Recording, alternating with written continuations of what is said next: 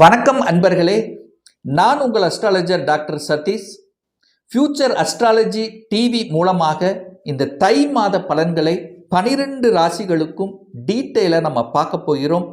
இந்த பதிவை முழுசாக பாருங்க. நிச்சயமாக ஏதாவது ஒரு ரூபத்தில் உங்களுக்கு யூஸ்ஃபுல்லாக இருக்குங்கிறதுல எந்தவித மாற்று கருத்தும் கிடையாது. இந்த சேனலை ஃபஸ்ட்டு டைம் நீங்கள் பார்ப்பவர்கள் என்றால் மறக்காமல் சப்ஸ்கிரைப் பண்ணிக்கிங்க. மிதுன ராசி அன்பர்களே, தை மாத பலனை பார்க்கும் பொழுது உங்கள் ராசியில் குரு பகவான் உட்கார்ந்துருக்கார். ஒரு நல்லவன் உட்கார்ந்துருக்கார். அந்த குருங்கிறது 7ஆம் அதிபதி. அந்த 7ஆம் அதிபதியான குரு பகவான் உங்கள் ராசியில் இருக்கிறது சிறப்பு. ஸோ எவ்வளவு பெரிய பிரச்சனை இருந்தாலும் அந்த குரு உங்கள் ராசியில் இருக்கிறதுனால நிச்சயமாக அதற்கு ஒரு சொல்யூஷன் உண்டு அப்படிங்கிறத மைண்டில் வச்சுக்கோங்க. பெரிய மனிதர்களின் ஆதரவுங்கிறது நிச்சயமாக உண்டு. கடவுளினுடைய அனுகிரகம் உங்களுக்கு கிடைக்கப்பெறும். குல தெய்வத்தின் ஆதரவு உண்டு. ஆனால் ராசிநாதன் போய் 8ல் உட்கார்ந்துருக்கார். 4 கிரகங்கள் 8ல் இருக்குது. நெகட்டிவ், அதாவது வலி, வேதனை, துக்கம், துயரம் என்று சொல்லக்கூடிய இடத்துல 4 கிரகம் உங்கள் லக்னாதிபதி உட்பட. அப்போ 4 கிரகங்கள் இருக்கிறதுனால என்னென்ன, ஹெல்த்துக்கு இம்பார்ட்டன்ஸ் கொடுக்கணுங்கிறத ஞாபகத்தில் வச்சுக்கோங்க. இந்த வம்பு வழக்கு, கோர்ட்டு கேஸ், நெகட்டிவ் விஷயத்துக்குள்ளே போயிடக்கூடாது இந்த மிதுன ராசி அன்பர்கள். ஏன்னா நீங்கள் போய் 8ஆம் இடத்துல உட்கார்ந்துருக்கீங்கிறத மைண்டில் வச்சாலே போதும். அந்த 8ஆம் இடம் என்பது ஏதாவது ஒரு உபத்திரத்தை கொடுக்கக்கூடிய அமைப்பு. நீங்கள் நல்லதே சொன்னாலும் ஏதாவது எதிர்வினை ஆற்றக்கூடிய தன்மை இருக்கிறதுனால கொஞ்சம் ஒரு பொறுமை, நிதானம் அப்படிங்கிறது ரொம்ப ரொம்ப அவசியம் இந்த மிதுன ராசி அன்பர்களுக்கு. பொருளாதாரம் சார்ந்த விஷயங்கள் எப்படி இருக்கும் அப்படின்னு கேட்டிங்கன்னா, நிச்சயமாக பொருளாதாரத்துக்கு எந்த தடையும் ஏற்படுத்த போவதில்லை. ராசியிலேயே பார்த்தீங்கன்னா குரு உட்கார்ந்துருக்கார். தனக்காரக கிரகம் உங்கள் தலைமையிலேயே உட்கார்ந்துருக்கு. அப்போ நிச்சயமாக பொருளாதாரம் ஏதோ ஒரு வகையில் வரும். ஆனால் பொருளாதாரத்தை கையாளுகின்ற விஷயத்தில் கவனம் அப்படிங்கிறத மட்டும் ஞாபகத்தில் வச்சுட்டாலே போதும். மற்றபடி குடும்பம் சார்ந்த விஷயத்தில் கொஞ்சம் அனுசரித்து போகணும். கொஞ்சம் கோபம், ஆக்ரோஷம் இதெல்லாமே கொஞ்சம் அதிகமாக இருக்கும். ஏன்னா செவ்வாயோடு சேர்ந்துருக்கு உங்கள் ராசி அதிபதி. அப்போ ராசி அதிபதி செவ்வாய்ங்கிறது 6ஆம் அதிபதி. செவ்வாய்ங்கிறது கோபம், ஆக்ரோஷம், அவர் அதுங்க உச்ச பலத்தோடு இருக்கார். அப்போ டக்குன்னு கோபம் தான் வரும். அது ஒரு ஆத்திரம் அப்படிங்கிற தன்மைங்கிறது இருக்கும். அப்போ எதை புதுசாக செய்தாலும் கொஞ்சம் யோசிக்கணும்.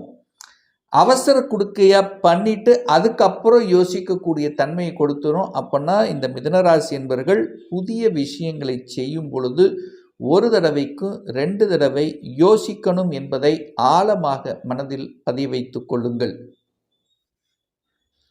3ஆம் அதிபதி போய் 8ல் உட்கார்ந்துருக்கார். 3 என்பது மனம், 8 என்பது பிரச்சனை. அப்போது மனம் கன்ஃபியூஷனை கொடுக்கும். ட்ராவலில் கவனமாக இருக்கணும். சிறுதூர பிரயாணங்களை கொடுக்கும். சுக்கிரன் அங்கே உட்கார்ந்துருக்கார். 4ஆம் அதிபதி 8ல் இருக்குது. அப்போ கண்டிப்பாக இந்த மிதுனராசி என்பவர்கள் ட்ராவல் அப்படிங்கிறதுல இந்த வண்டி வாகனங்கள் ஓட்டுவது இதெல்லாம் கொஞ்சம் கண்ட்ரோல் இருக்கிறது நல்லது. அது குறிப்பாக இரவு நேர பயணத்தை முற்றிலுமாக தவிர்ப்பது ரொம்ப நல்லதுங்கிறத மைண்டில் வச்சுக்குங்க.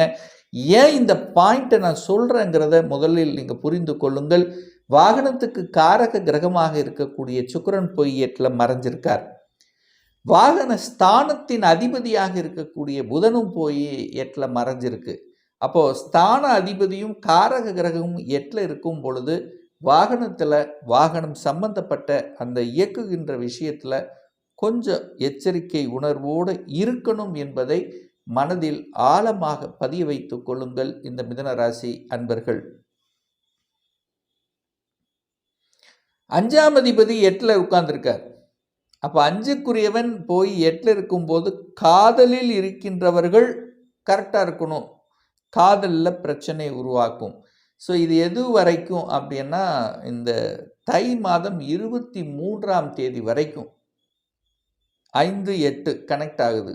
குழந்தைகளால் மன வருத்தம், குழந்தைகள் உங்கள் பேச்சு கேட்கல, ஸோ ஏதோ ஒரு சின்ன சின்ன சங்கடங்களை கொடுத்தாலும் அதுக்கப்புறம் சரியாகிரும். அப்போ என்னென்னா கொஞ்சம் விட்டு கொடுக்கணும், கொஞ்சம் மோட்டிவேட் பண்ணணும். இப்போ குழந்தைகள் அப்படின்னாலே மோட்டிவேஷன் தான் பண்ணணும். இல்லைன்னா என்ன ஆகும்னா கேட்க மாட்டாங்க. அப்போ மோட்டிவேஷனுங்கிறது இந்த காலகட்டம் அவசியம் குழந்தைகளுக்கு. படிக்கிற குழந்தைகளுக்கு மோட்டிவேஷன் ரொம்ப ரொம்ப இம்பார்ட்டன்ட். திட்டினீங்க அப்படின்னா கேட்க மாட்டாங்க. அது உங்களுக்கும் மன வருத்தம், அவங்களுக்கும் கஷ்டம் அப்படிங்கிறது. அப்போ அன்பால் புரிய வைக்க வேண்டும் என்பதை ஞாபகத்தில் வைத்து கொண்டாலே போதும் மிதுன ராசி அன்பர்கள். 6க்குரியவன் போய் 8ல் இருக்கார். 6க்குரியவன் 8ல் உச்சபலமாக இருக்குது. டக்குன்னு கோபம் வரும். 6ங்கிறது என்ன? கடன், நோய், எதிர்ப்பு, பகை, வம்பு, வழக்கு, கோர்ட்டு கேஸ், நெகட்டிவ் விஷயங்கள் அடியோடு மறந்து விடுங்கள் இது தை மாதம். ஏன்னா 6க்குரியவன் உச்சபலமாக இருக்கார். உங்கள் எதிரி வலிமையாக இருக்காங்க அப்படின்னு நீங்கள் புரிஞ்சுக்குங்க, அவ்வளோதான். அப்போ உங்கள் எதிரி, உங்களுக்கு யார் எதிரியாக இருக்கிறார்களோ அவர்கள் வலிமையாக இருக்கிறார்கள். ஆனால் அதே சமயத்தில் வெற்றி என்கின்ற தன்மையும் உங்களுக்கு உண்டு. 6ஆம் இடம் என்பது வேலையை குறிக்கக்கூடிய இடம். அப்போ வேலையில் வெற்றி உண்டு. வேலை யாருக்கும் கிடைக்கல, வேலை அப்ளை பண்ணி காத்து கொண்டிருக்கக்கூடிய இந்த மிதுன ராசி என்பர்கள் இந்த தை மாதம் உங்களுக்குண்டான, உங்கள் படித்த படிப்புக்குண்டான, உங்களுடைய ஸ்டேட்டஸ்க்குண்டான வேலை கண்டிப்பாக கிடைக்கும். இதில் எந்தவித மாற்று கருத்தும் கிடையாது. ஏன்னா 6க்குரியவன் வலிமை பெறுகிறார். 6ங்கிறது வேலை, வேலை வலிமை பெறுகிறது, அதிகாரம் வலிமை பெறுகிறது, அட்மினிஸ்ட்ரேஷன் கொடுக்கும், மெடிக்கல் சார்ந்த விஷயத்தில் நாட்டத்தை கொடுக்கும், மறைந்துள்ள சில விஷயங்கள் மூலமாக நன்மைகள் கிடைக்கும். மறைந்துள்ள விஷயங்கள், ஏன்னா நீங்கள் போய் 8ல் இருக்கிறீங்க. அப்போது மறைந்துள்ள விஷயத்தை தோண்டி எடுக்கக்கூடிய அமைப்புகளை கொடுக்கும். அதாவது என்ன சொல்ல வரேன்னா, ஒரு கவுன்சிலிங்கிறது உங்களுக்கு நல்லா வரும். மற்றவர்களை விட உங்களுக்கு இப்போ கவுன்சிலிங் சொல்லி மற்றவர்களை திருத்துவது அப்படிங்கிறது கரெக்டாக இருக்குது. ஆனால் உங்களுக்கு ஒரு வழி வருதுன்னா அது சொல்கிறதுக்கு கேட்குறதுக்கு ஆள் இருக்க மாட்டாங்க. இதில் தான் உங்களுக்கு வழி. அப்போது மற்றவர்களின் வழியை போக்கக்கூடிய விஷயத்தில் நீங்கள் ஒரு இதாக இருப்பீங்க, ஒரு ஊன்றுகோலாக இருப்பீர்கள் அப்படிங்கிறத நம்ம எடுத்துக்கலாம். சார், சுப விஷயங்கள் நடக்குமா? குரு 7ஆம் அதிபதி. 7ஆம் அதிபதி உங்கள் ராசியில் இருக்கார், 7ஆம் இடத்தையே பார்க்கிறார். ஸோ இதெல்லாம் நல்ல தை மாதம் திருமண விஷயத்தில் சக்ஸஸ் தான். திருமணம், சுப காரியங்கள் இதெல்லாமே செய்து கொள்ளலாம். இதில் எந்த ஒரு தடையும் இருக்க போவது இல்லை. ஏன் சொல்கிறேன்? 7ஆம் அதிபதி உங்கள் ராசியில் உங்கள் தலைமையிலேயே உட்கார்ந்துருக்கார். 7ஆம் இடத்தையே பார்க்கிறார். தன் வீட்டை தானே பார்த்து வலுப்படுத்தக்கூடிய அமைப்பு இருக்கிறதுனால சுப காரியங்களுக்கு எந்த தடையும் இல்லை இந்த தை மாதம் இந்த மிதுன ராசி அன்பர்களுக்கு. பாக்யாதிபதி 9ஆம் அதிபதி தான் பாக்யாதிபதி. அப்போ ஒருத்தருக்கு ஒரு பிரச்சனையை தீர்க்கிறது, ஒருத்தருக்கு ஒரு காம்ப்ரமைஸ் ஆகணும் அப்படின்னா குரு வேணும், பாக்யாதிபதி வேணும். இந்த 2 பேர்த்தால தான் உங்கள் பிரச்சனையை தீர்க்க முடியும். ஸோ அந்த விஷயத்தில் சனி பகவான் 10ஆம் இடத்துல தான் உட்கார்ந்துருக்கார். அப்போ அது ஒரு தொழிலில் இருக்குது, ஒரு பிரச்சனை இருக்குன்னா அதை பேசி தீர்த்து கொள்ளலாம், தீர்த்து கொள்வதற்கு சாதகமாக இருக்கிறது. அப்போ சனி அப்படிங்கிறது பாக்யாதிபதியும் அவரே, 8க்குரியவனும் அவனே. அப்போ ஒரு பாக்கியத்தை அனுபவிப்பதற்கு ஒரு போராட்டம் என்பது கண்டிப்பாக இந்த மிதுனத்துக்கு இருக்கும். போராடாமல் பாக்கியம் கிடைக்காது. ஏன்னா 8க்குரியவனும் அவனே, 9க்குரியவனும் அவனே. அப்போது உங்கள் பாக்கியத்தை அனுபவிப்பதில் ஒரு அவமானம் சந்தித்துத்தான் அடுத்த நிலைக்கு போவீங்க. ஸோ அவமானம் இல்லாமல் இந்த மிதுன ராசி என்பது கண்டிப்பாக இருந்திருக்காது. ஏதோ ஒரு அவமானம் பட்டு அதுக்கப்புறம் அடுத்த ஒரு பாக்கிய நிலைக்கு, முதல்ல பிரச்சனை ஆயிடுச்சு சார், முதல்ல ஒரு அடிபட்டுது சார், அதுக்கப்புறம் நான் மேலே வந்துட்டேன் சார், கண்டிப்பாக சொல்லாமல் இருக்க முடியாது. ஒரு பாக்கியம் கிடைக்கணும் அப்படின்னா ஒரு வலியையும் ஒரு வேதனையும் ஒரு அவமானத்தையும் கண்டிப்பாக இந்த மிதுன ராசி என்பவர்கள் சந்தித்து இருப்பீர்கள். இதில் எந்த மாற்று கருத்தும் கிடையாது. ஸோ இந்த தையினுடைய எண்டிலிருந்து வளர்ச்சி தான் அப்படின்னு சொல்ல வரேன்.